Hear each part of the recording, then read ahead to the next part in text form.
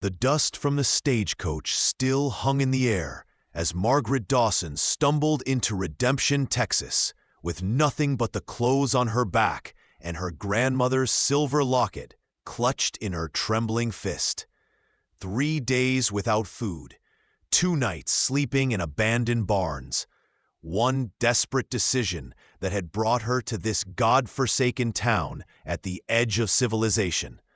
Behind her, somewhere in the Oklahoma Territory, her father and the man he'd sold her to were surely searching. Margaret could still feel the bruises on her wrists where Clayton Hartwell had grabbed her, could still hear his whiskey-soaked promise that she'd learn obedience soon enough. The general store smelled of leather and tobacco and desperation. She approached the counter, where a gray-haired woman eyed her with the kind of suspicion reserved for strangers who looked too hungry, too scared, too broken. Margaret's fingers fumbled with the locket's clasp. "I need food," she whispered, her voice hoarse from disuse and prairie dust. "This is real silver. It was my grandmother's. It's all I have, but it's worth." Before you continue with Margaret's journey, I'd love to ask you to take a moment to subscribe to the From Wild West channel and give this video a like. Your support is incredibly important to us and truly motivates us to bring you more quality content like this. Thank you so much. Put that away. The voice came from behind her, deep, steady, carrying the kind of authority that didn't need volume. Margaret spun around, instinctively clutching the locket to her chest. The man standing in the doorway blocked out the afternoon sun, casting a long shadow across the worn floorboards. He was tall, broad-shouldered, with the kind of weathered face that came from years under the Texas sky. Dark hair, touched with silver at the temples. Eyes, the color of storm clouds. A scar ran from his left eyebrow to his cheekbone. Old, faded, but still telling a story. The mark of a man who'd survived what should have killed him. "Ezra Kane," the shopkeeper said, her tone shifting to something like respect. "Didn't expect you in town today." Ezra didn't acknowledge her. His gaze stayed fixed on Margaret, assessing, but not cruel. He moved closer, his boots heavy on the floorboards, and Margaret's heart hammered against her ribs. She'd learned to read men in the past year, learned to see violence before it struck. But this man, she couldn't read him at all. "You running from something?" he said. Not a question. Margaret lifted her chin, summoning the remnants of pride she'd once possessed. "That's my business." "It is," he nodded slowly. "But when a woman walks into my town, looking like she hasn't eaten in a week, holding her grandmother's locket like it's her last hope, that becomes my business too." He turned to the shopkeeper. "Mrs. Patterson, put together supplies. Beans, bacon, flour, coffee, enough for a month. Ezra, she can't—" "I'm paying." He pulled coins from his pocket, set them on the counter with a solid clink. Then he looked back at Margaret, and something in his expression softened. "Silver locket like that, it's not worth trading for food. It's worth keeping because it reminds you who you are when everything else gets stripped away." Margaret's throat tightened. She hadn't cried when her mother died, hadn't cried when her father gambled away their farm, hadn't even cried when Clayton Hartwell had shoved a ring on her finger and called her his property. But this stranger's unexpected kindness threatened to break something inside her she couldn't afford to break. "I don't accept charity," she managed. "Good." Ezra crossed his arms, leaning back against the counter. "Because I'm not offering it. I've got a ranch 15 miles south of here. 3,000 acres, 200 head of cattle, and exactly 0 people who know how to cook anything that doesn't taste like leather. You work for your keep, fair wage, separate quarters, No obligations beyond honest labor. I don't know you. No, ma'am, you don't. His storm-gray eyes held hers. But you know desperation, and you know when a man's lying. He paused, letting the silence stretch. Am I lying? She studied his face. The weathered lines, the scar, the steadiness in his gaze that spoke of someone who'd made promises and kept them. No. Then we have an understanding. He gestured toward the supplies Mrs. Patterson was bundling. Get what you need. My wagon's outside. We leave in an hour. The Kane Ranch sat in a valley between two ridges of limestone hills, where spring water ran clear, and mesquite trees cast late afternoon shadows across the grass. The house was bigger than Margaret expected. 2 stories of native stone and timber, with a wide porch that wrapped around 3 sides. A barn stood to the east, corrals beyond that. Everything spoke of careful attention, of a man who built to last. Ezra helped her down from the wagon, his hands steady on her waist, releasing her the moment her feet touched ground. That small gesture, the immediate release, the respect for her space, made something in her chest ache. Bunkhouse is there, he said, pointing to a smaller building near the barn. But I had Maria prepare the guest room in the house. Lock on the door works from the inside only. Kitchen's downstairs. Help yourself to whatever you need. Maria? My foreman's wife. She comes twice a week to help with the heavy cleaning. Good woman. She'll show you how things work around here. He grabbed her small bundle of belongings, pathetically light, and headed toward the house. Come on, you need to eat something before you fall over. The kitchen was larger than the entire cabin Margaret had grown up in. A cast-iron stove dominated one wall. Copper pots hung from hooks. A table big enough to seat 10 occupied the center, though only 2 chairs looked regularly used. Ezra moved through the space with easy familiarity, building up the fire, setting a pot of coffee to brew, slicing thick pieces of bread and cheese. Sit, he said, not looking at her. Margaret remained standing. You said I'd work for my keep. And you will, starting tomorrow. He finally turned, meeting her eyes. Today, you're a guest who's had a hard journey. Tomorrow, you're my cook and housekeeper. There's a difference. She wanted to argue, wanted to establish that she wasn't weak, wasn't someone who needed coddling. But her legs trembled, and her vision swam, and the smell of fresh bread made her stomach cramp with hunger.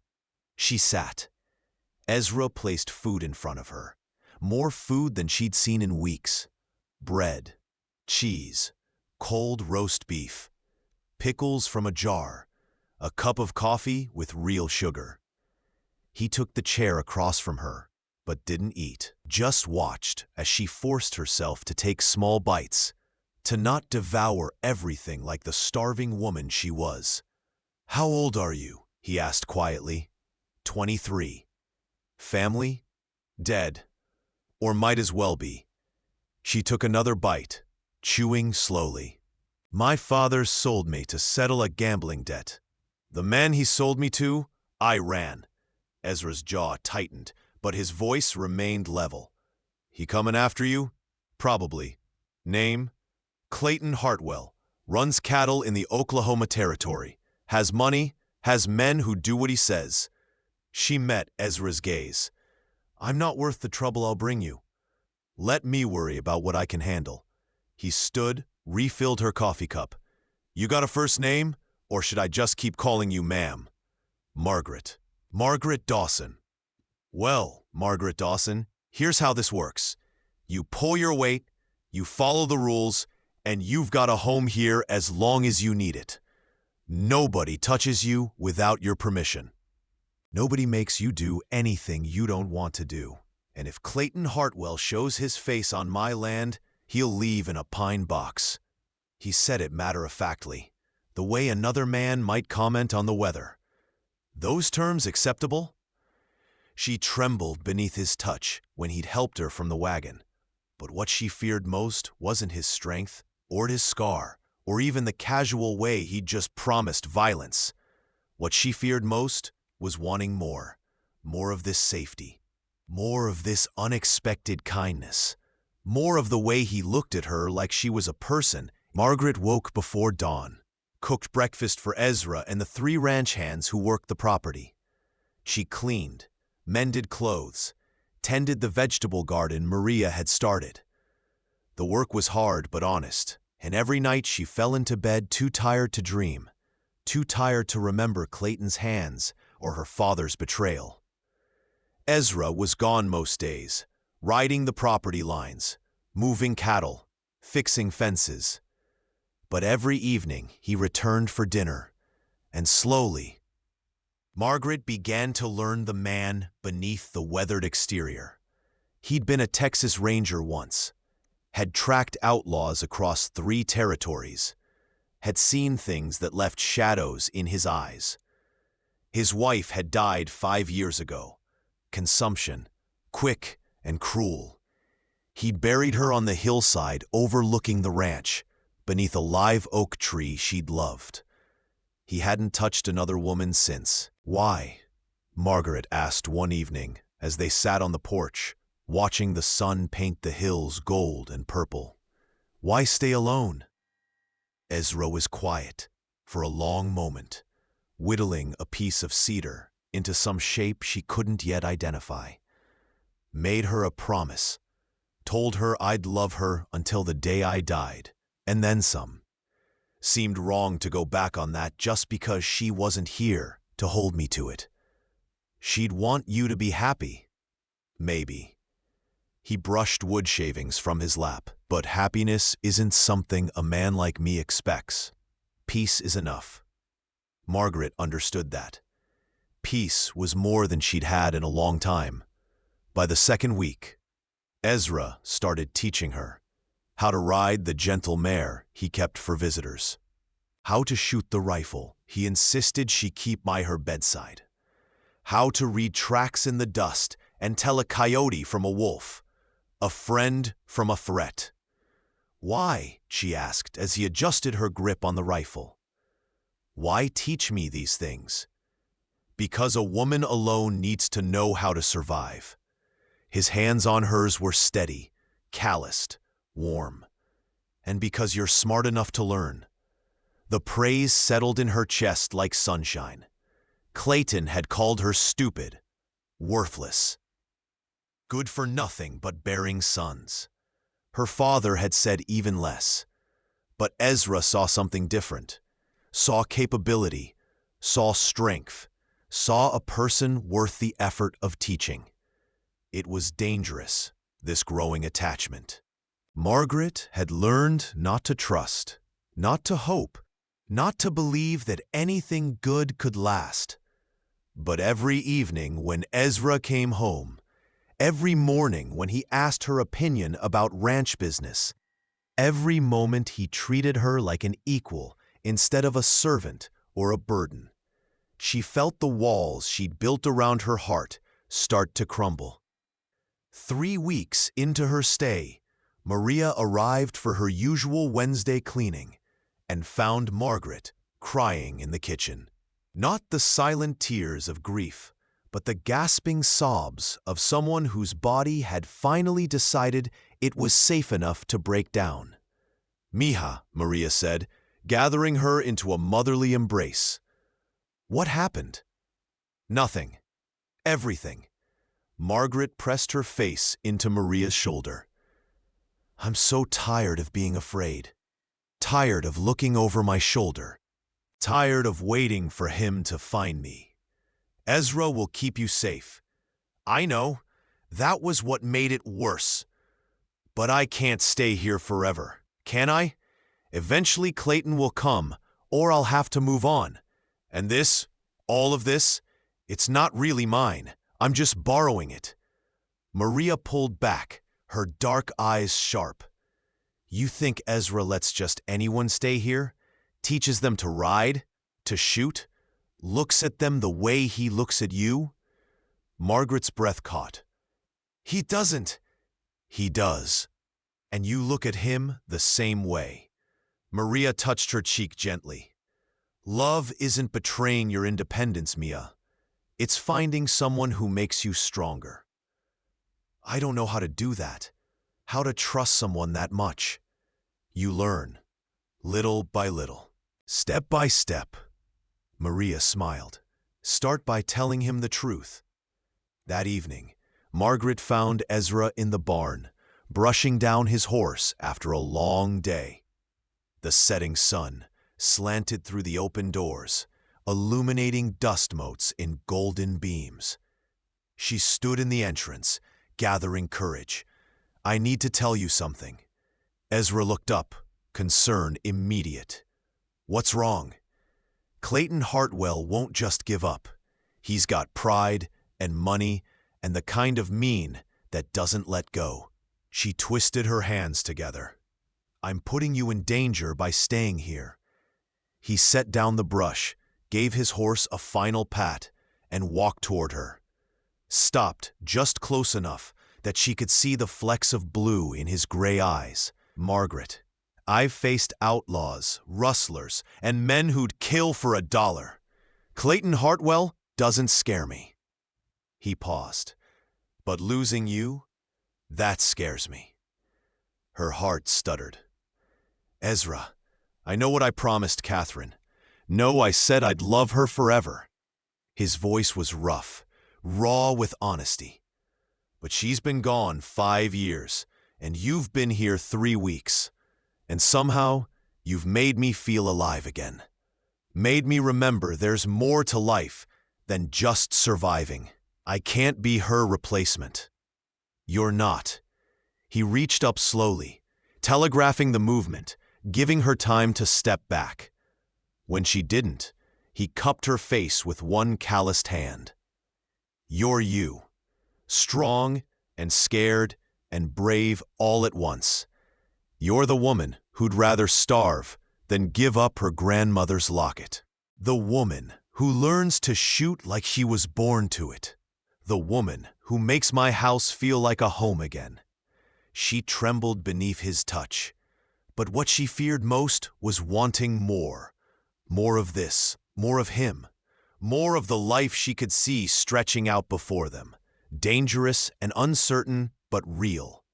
I don't know how to do this, she whispered. Neither do I. His thumb brushed her cheekbone. But I know I want to try, if you do. Margaret had spent so long running, so long afraid, that she'd forgotten what it felt like to choose something for herself. To reach for happiness instead of just escaping pain. She lifted her hand, placed it over his, where it rested against her face. Yes, they took it slow after that. Held hands during evening walks. Sat closer on the porch. Ezra kissed her for the first time on a Tuesday night, with lightning dancing across the distant hills and thunder rolling like drums. It was gentle, questioning, full of the kind of reverence that made her want to cry. I'll die before I hurt you, he murmured against her lips. I know. Margaret started sleeping better, started laughing at Ezra's dry jokes and the ranch hand's tall tales, started to believe that maybe, just maybe, she could have this, could have a life built on something other than fear. And then, on a Saturday morning, exactly 1 month after she'd arrived, Clayton Hartwell rode into the yard with 5 men behind him. Margaret was hanging laundry when she heard the horses. Her hands froze on the wet sheet she'd been pinning. She knew that sound, knew it deep in her bones, the way prey knows the approach of a predator. She turned slowly, her heart hammering, and saw them coming up the drive. Clayton sat his horse like he owned the world. Tall, handsome in a cold way, with blonde hair and blue eyes that held no warmth. He smiled when he saw her, and it was the smile of a cat cornering a mouse. "Margaret, darling, you've led me on quite a chase." She couldn't move, couldn't breathe. 3 weeks of safety, of learning to feel human again, evaporated in an instant. She was prey again, small and helpless and— "Get off my land!" Ezra emerged from the barn, rifle held loose but ready. His 3 ranch hands flanked him, all armed. The odds were almost even now, 6 against 4. Margaret's hands clenched in the wet fabric of the sheet. Clayton's smile widened. "This doesn't concern you, friend. I'm just here to collect what's mine." "She's not yours." Ezra's voice was flat, final. "She's not anybody's, but her own. Her father and I had an agreement. I paid good money. You can't buy a person." Ezra took 3 steps forward, and something in his bearing, something cold and dangerous and utterly certain, made Clayton's men shift uneasily. This is Texas, not a slave market. The lady made her choice. She stays here. Clayton's expression hardened. "You're making a mistake." "No." Ezra leveled his rifle. "You made a mistake when you followed her here. You've got 10 seconds to turn around and ride out. After that, I start shooting. There are 6 of us, and I was a Texas Ranger for 8 years. I've put down men better armed and twice as smart as your hired hands." Ezra's voice dropped to something cold as winter. "Test me if you want, but you'll be the first one I drop." The yard was silent, except for the wind rustling through the mesquite trees. Margaret's heart pounded so hard she thought it might burst. Clayton's hand drifted toward his gun, and she saw the calculation in his eyes, saw him weighing his pride against his life. 10, Ezra said. 9. "This isn't over." 8, 7. One of Clayton's men wheeled his horse around. Then another. Clayton's face flushed red with fury, but he wasn't a fool. Not fool enough to draw against a man whose reputation had clearly preceded him. "You'll regret this," he spat. 6, 5. Clayton jerked his reins, spurring his horse hard enough to make it squeal. The group thundered down the drive, dust rising in their wake. Ezra didn't lower his rifle until they disappeared over the first ridge. Then he turned to Margaret. She was shaking so hard, her knees gave out. She collapsed into the dirt, the wet sheet forgotten, her whole body trembling with the aftermath of terror. Ezra was there in an instant, dropping the rifle, gathering her into his arms. "I've got you," he murmured into her hair. "I've got you. You're safe." "He'll come back," she gasped. "He won't let this go." "Let him come. We'll be ready." He pulled back, framed her face with both hands. "Margaret, look at me. Look at me." She forced herself to meet his eyes. "You're not property. You're not something to be bought or sold or claimed. You're a person, and you're worth saving, worth fighting for, worth dying for, if it comes to that." His voice was fierce. "I see a woman who survived hell and came out stronger. I see someone brave enough to run, smart enough to keep going, and strong enough to build a new life. That's who you are. Not his, mine, if you'll have me. But first and always, yours." She trembled beneath his touch, but what she feared most was wanting more. More of this man, more of this life, more of the future she could see in his storm-gray eyes. A future where she wasn't running anymore, where she was finally, truly free. "Together," she whispered, the word a promise. "Together," he agreed. Clayton Hartwell made his move 3 days later, but he'd underestimated 2 things: Ezra's reputation and Margaret's newfound determination. The attack came at midnight. 6 men, including Clayton, thinking darkness and numbers would be enough. But Ezra had been expecting it. He'd sent word to town, called in old ranger friends, and turned his ranch into a fortress. When Clayton's men tried to sneak through the corral, they found themselves facing 8 rifles and a woman who'd learned to shoot straight. Margaret stood on the porch, Ezra's spare rifle steady in her hands, and when one of Clayton's hired guns aimed at Ezra's back, she didn't hesitate. The shot rang out clear and true, and the man dropped his weapon with a howl, clutching his shoulder. "Next one won't miss," she called out, her voice steady despite the fear singing through her veins. The firefight was brief and brutal. Ezra's men had training and purpose. Clayton's had money and desperation. It was over in minutes. 3 of Clayton's men surrendered immediately. 2 more ran, and Clayton himself found himself staring down Ezra's rifle, his own gun kicked away into the darkness. "You done now?" Ezra asked quietly. Clayton's hatred blazed from his eyes, but he nodded slowly. "Good. Because if I ever see you near her again, I won't show mercy twice." Ezra gestured to his men. "Tie them up. We'll take them to the sheriff in the morning."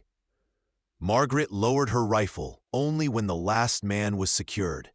Her hands shook then, adrenaline draining away, leaving her hollow and cold. Ezra was there immediately, taking the rifle gently, pulling her against his chest. "You saved my life," he murmured. "You saved mine first. Then I guess we're even." She pulled back far enough to look at him. Blood trickled from a cut on his temple. Gunpowder smudged his cheek, but his eyes were clear and warm and full of something that made her heart ache with hope. "Ezra Kane, are you going to marry me, or do I have to ask?" He laughed, actually laughed, rare and wonderful. "Margaret Dawson, I was planning to ask proper, with a ring and everything. I don't need a ring. I need you. You've got me." He kissed her then, deep and sure and full of promise.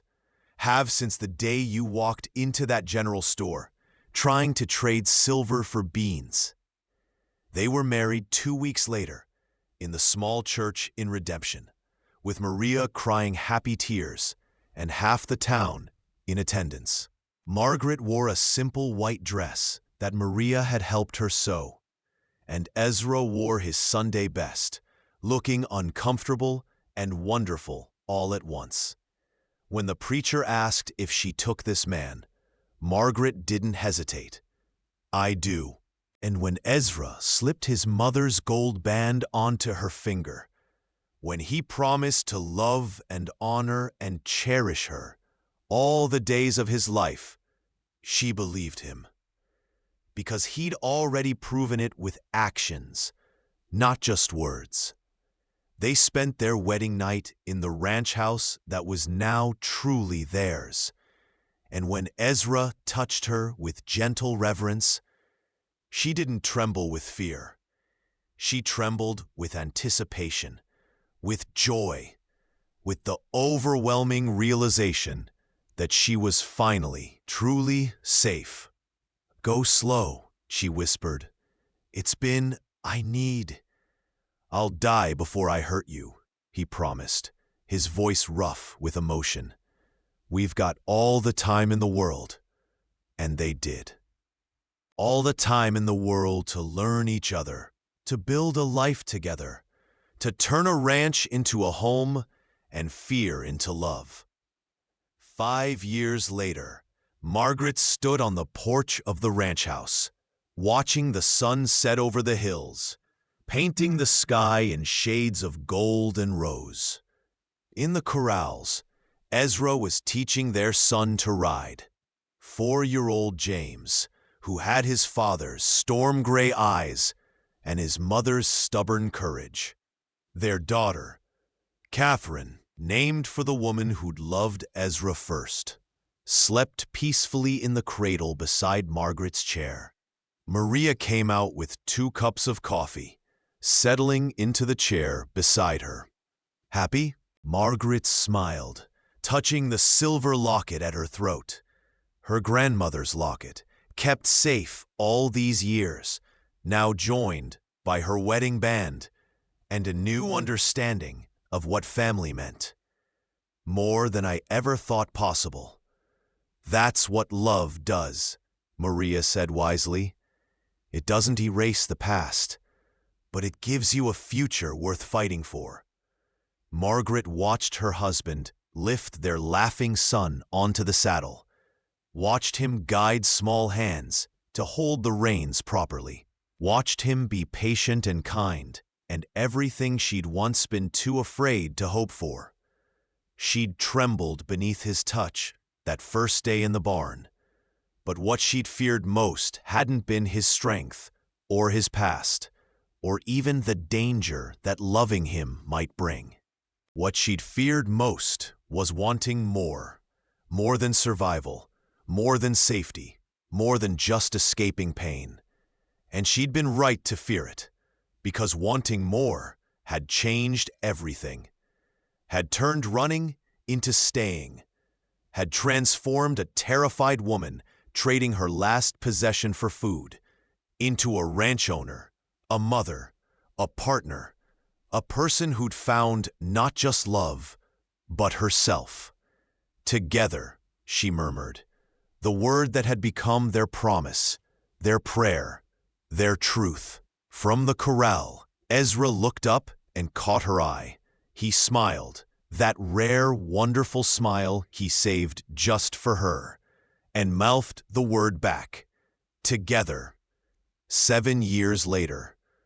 The drought had stretched into its 3rd month, turning the usually green valley into shades of brown and dust. Margaret stood in the kitchen, preserving the last of the summer vegetables, when she heard the unfamiliar sound of a wagon approaching. She wiped her hands on her apron and stepped onto the porch, shading her eyes against the brutal August sun. A covered wagon, pulled by 2 exhausted horses, rolled into the yard. The driver was a woman, no more than 19 or 20, with a baby in her arms and 2 small children peering out from beneath the canvas. Her dress was torn, her face streaked with dirt and tears, and even from a distance, Margaret could see the bruises on her arms. Recognition hit her like a fist to the chest. She was looking at herself 7 years ago. "Ezra!" Margaret called, already moving down the porch steps. "Ezra, come quick!" Her husband emerged from the barn, took one look at the scene, and his expression shifted into something Margaret knew well: protective fury tempered with compassion. He reached the wagon first, offering his hand to help the woman down. "Ma'am, you look like you've had some trouble." The woman clutched her baby tighter, her eyes darting between them like a cornered animal's. "I'm sorry. I know I'm trespassing. I saw the ranch from the ridge and thought maybe—" Her voice broke. "We haven't eaten in 2 days. My husband, he's dead. Killed by raiders 3 days back. They took everything. I've been driving ever since, and I don't know where I'm going. Hush now," Margaret said gently, reaching for the baby. The woman hesitated, then let her take the child. A girl, maybe 6 months old, far too light for her age. "You're safe here. Come inside. Ezra, help her with the children." Over the next hour, the story emerged in fragments. Her name was Sarah Hutchins. Her husband had been a farmer trying to make it in Kansas. Raiders had attacked their homestead, killed him, burned everything. She'd grabbed her children and run, driving the wagon south with no destination, just desperate flight. Margaret fed them, bread, stew, milk for the children, and watched Sarah devour the food with the same desperate hunger she remembered from her own arrival. The two older children, a boy of 4 and a girl of 6, ate silently, their eyes too old for their young faces. That night, after Sarah and her children were settled in the guest room, Margaret sat with Ezra on the porch, watching the stars emerge in the darkening sky. "We're keeping them, aren't we?" Ezra said quietly. "If she'll stay." Margaret leaned against his shoulder. "I see myself in her, Ezra. The fear, the desperation, the way she looks at me like I'm going to send her away." "Then we help her the way I helped you." He kissed the top of her head. "We've got room, got work that needs doing, and those kids need stability." "I love you," Margaret murmured. "I know.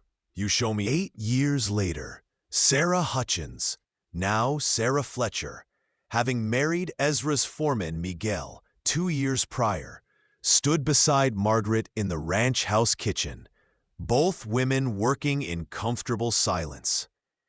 The house had expanded over the years, a new wing added to accommodate the growing family. Sarah's children had thrived. Emma was now 14, Thomas 12, and little Mary, who'd been a baby when they arrived, was a spirited 8-year-old who followed James and Catherine everywhere. "Margaret," Sarah said suddenly, setting down her paring knife, "I need to tell you something." Margaret looked up from the bread dough she was kneading. "What's wrong?" "Nothing's wrong, that's just it." Sarah's eyes were bright with tears. "I was thinking about the day I drove that wagon into your yard. How terrified I was. How certain I was that my life was over." She laughed, wiping her eyes with the back of her hand. "And now look at us. I have a husband who loves me. My children are healthy and happy.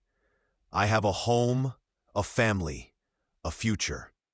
She reached across the table, gripping Margaret's flour-dusted hand. "You gave me that. You and Ezra. You saw me at my worst and didn't turn away." Margaret squeezed her hand. "Someone did the same for me once. I was just passing it forward.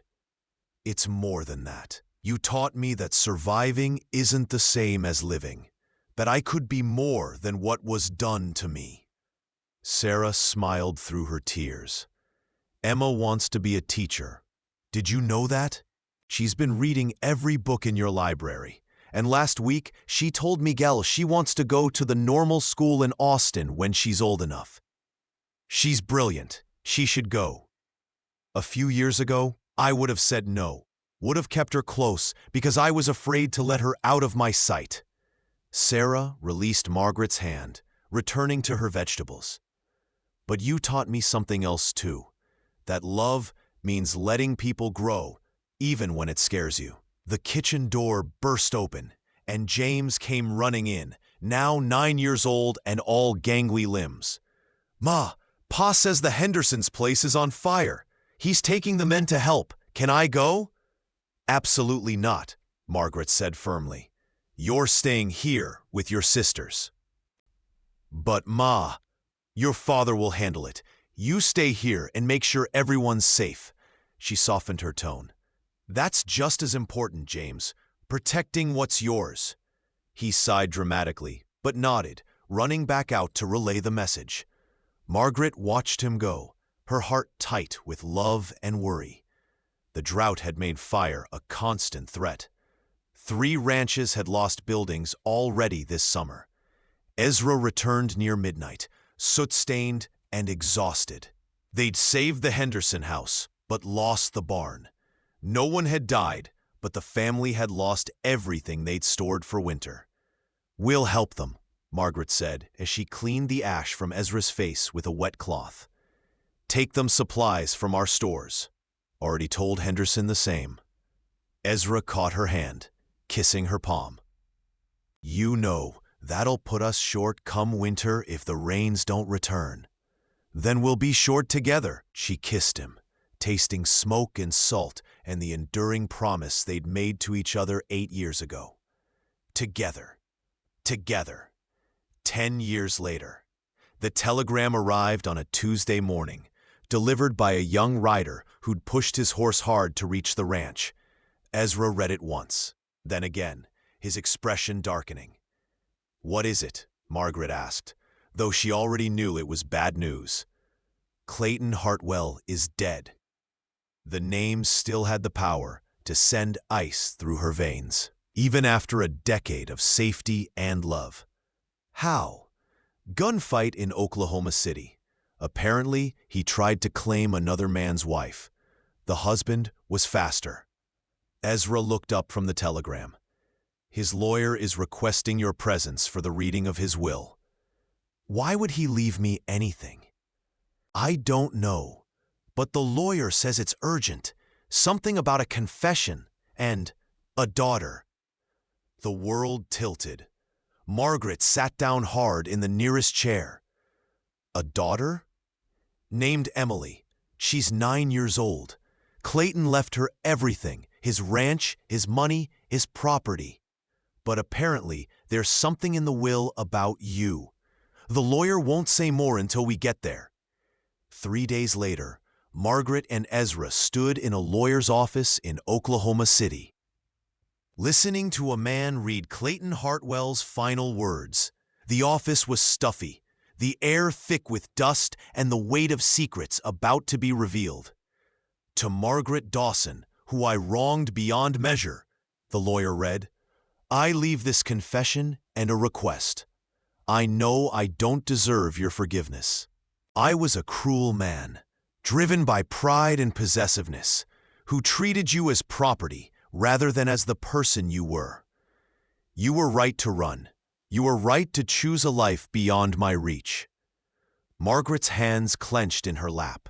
Ezra's hand covered hers, steady and warm.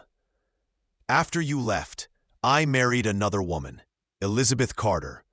I was no kinder to her than I was to you. She died 3 years ago, giving birth to our daughter Emily. In her final moments, she made me promise to be a better father than I was a husband. I've tried, Margaret. I've failed in many ways, but I've tried." The lawyer cleared his throat, clearly uncomfortable with the next section. "Emily knows nothing of you, knows nothing of my past cruelties. She's innocent of my sins, but she has no other family, no one to take her when I'm gone. I'm writing this will because I know my life will end violently. It's the only end men like me deserve. When it does, Emily will be alone." Margaret's breath caught. "No, I have no right to ask this of you," the lawyer continued, "but I'm asking anyway. Take Emily, raise her, give her the life I destroyed for you, the kindness I never showed. I've left her everything I own, the ranch, the money, all of it. It will be held in trust until she's 18. But more than money, she needs a home. She needs the kind of person who survives hell and still chooses kindness. She needs you." Silence filled the office. Margaret couldn't breathe, couldn't think. Clayton Hartwell's daughter, the child of the man who'd haunted her nightmares for years. "Where is she?"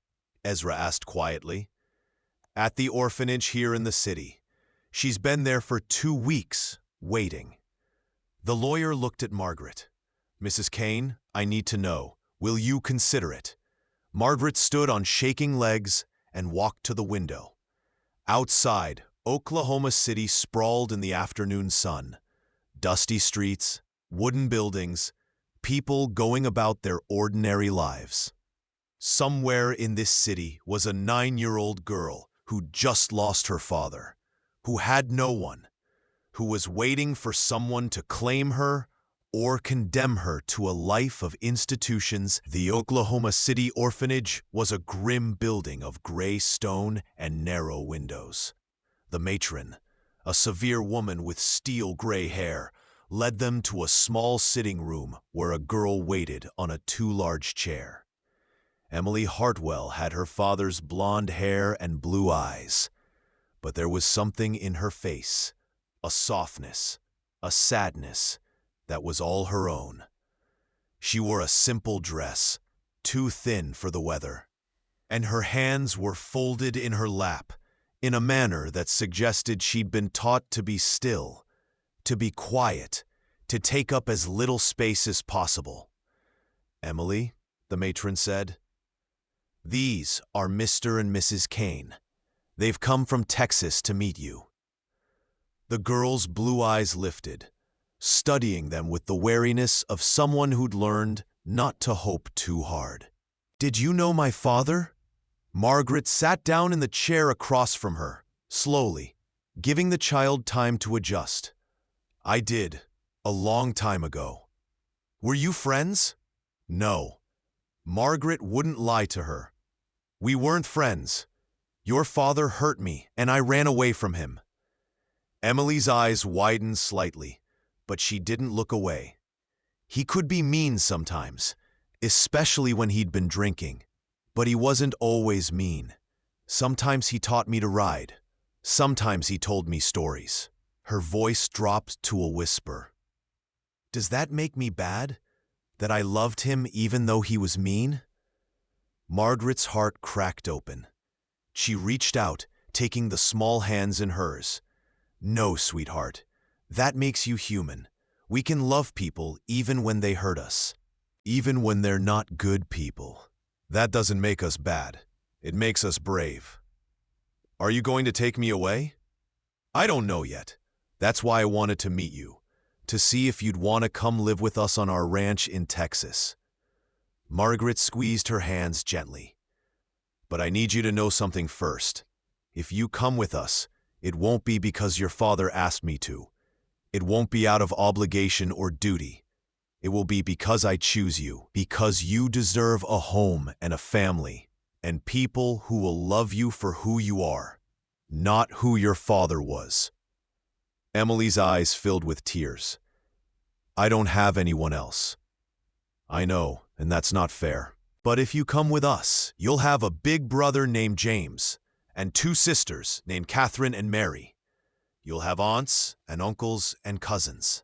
You'll have a home where no one will hurt you, where you can learn and grow and become whoever you want to be." Margaret paused. "But I need you to want it too. This is your choice, Emily. What do you want?" The girl was quiet for a long moment, tears streaming down her face. Then she whispered, "I want a home. I want to not be alone anymore." "Then you're not alone." Margaret pulled her into an embrace, this child of her enemy, this innocent soul carrying the weight of a cruel man's legacy. "You're not alone, and you never will be again." Over Emily's shoulder, she met Ezra's eyes. He nodded, his own eyes bright with tears. Together, they would do this. Together, they would take this broken child and help her heal, the way they'd healed each other. Some wounds, Margaret had learned, could only be mended by choosing love over fear, grace over revenge, hope over bitterness. Clayton Hartwell had tried to break her, had tried to reduce her to property and possession. But in the end, she'd survived him, thrived beyond him, and now she would give his daughter the gift he'd never given her. The freedom to be fully, wonderfully human. "Let's go home," she said softly. 12 years later, the ranch house was full of noise and laughter. James, now 21, had married a school teacher from Redemption and brought her home to live in the new cottage they'd built near the East Ridge. Catherine, 17, was planning to attend the normal school in Austin in the fall, determined to follow her Aunt Sarah's daughter Emma's path into teaching. And Emily, sweet Emily, now 19, stood in the kitchen with Margaret, preparing a feast for the whole extended family. "I still can't believe Catherine is leaving," Emily said, rolling out pie dough with practiced ease. The house will be so quiet. You'll be leaving soon too, Margaret reminded her gently. Your trust fund becomes available next year. You could go anywhere, do anything. Emily paused in her work, looking at the woman who'd become her mother in every way that mattered. I want to stay here. Is that strange? I inherited a ranch in Oklahoma. Money, property. I could leave, start over somewhere no one knows my father's name. But this is my home. You're my family. It's not strange at all. Margaret moved to her side, wrapping an arm around her shoulders. But Emily, you should know, your father's ranch doesn't have to be a burden. We could sell it, use the money however you want, or we could turn it into something good. Maybe a place for women who need help, like your mother needed help. Like I needed help once. Emily turned to her, eyes bright. Could we really do that? We could do anything you want. It's your inheritance, your choice. I want to do it. I want to turn it into a sanctuary. A place where women running from bad situations can find safety and learn skills and build new lives. Emily's voice grew stronger, more certain. My father took so much from so many people. Maybe I can use what he left behind to give something back. Margaret pulled her into a tight embrace. Your father would have hated that idea, which is exactly why it's perfect. That evening, the whole family gathered on the expanded porch. Ezra and Margaret, James and his wife Anna, Catherine home from her final term of school, young Mary now 13 and already showing signs of following her father, Miguel, into ranch management, Sarah and Miguel, Emma home from her teaching position, and Emily. 3 generations built from broken pieces, from second chances, from the radical choice to believe that love could triumph over cruelty. Ezra stood, raising his glass. A toast to family, not just the one we're born into, but the one we choose. To the women who've made this ranch not just a piece of land, but a home where healing happens. To family, they echoed, glasses clinking in the golden evening light. Later, after the feast had been cleared and the younger children had been sent to bed, Margaret and Ezra walked through the darkened ranch, checking on the animals, enjoying the cool night air. They stopped at the corral fence, watching the horses shift and settle in the darkness. Do you ever regret it? Ezra asked quietly, taking on everyone's troubles. Sarah and her children, Emily, all the others over the years. Margaret thought about the question seriously. Their ranch had become a way station for the broken and desperate. In the past 12 years, they'd helped 9 women escape dangerous situations, had taken in 4 orphan children, had become the place people came when they had nowhere else to go. No, she said finally, because someone did that for me once, and that changed everything. You changed everything, Ezra corrected. The day you walked into that general store, trying to trade silver for beans, you changed my life, made it worth living again. She leaned into his side, breathing in the familiar scent of him, leather and sage and home. We changed each other. That's how love works, isn't it? We see the best in each other, even when we can't see it ourselves. Together, he murmured, the word that had become their compass, their promise, their prayer. Together, she agreed. They stood in comfortable silence, watching the stars emerge one by one in the vast Texas sky. Somewhere in the house, their family slept safe and secure.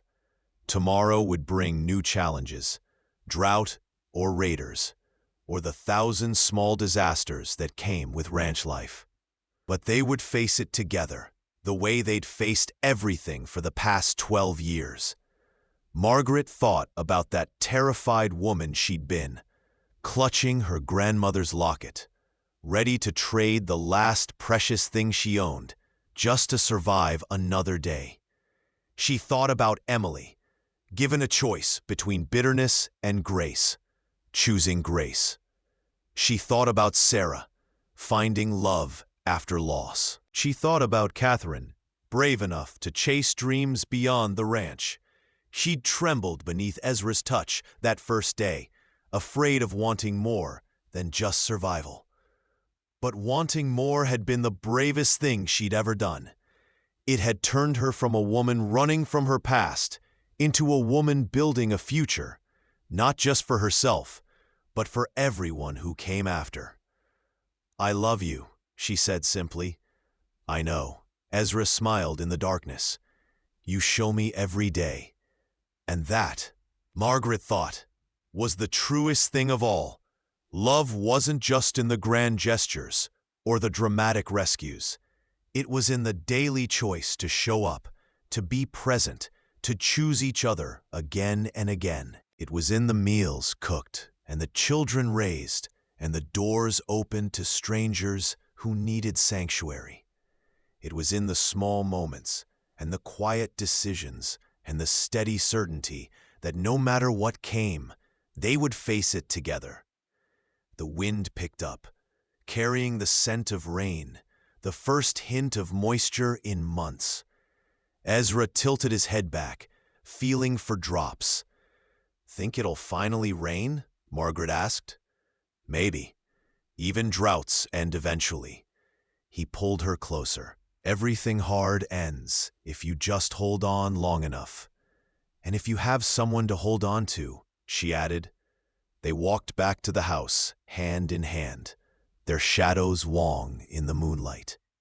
Inside, their family dreamed of futures yet to be built, of hopes yet to be realized, of lives yet to be lived.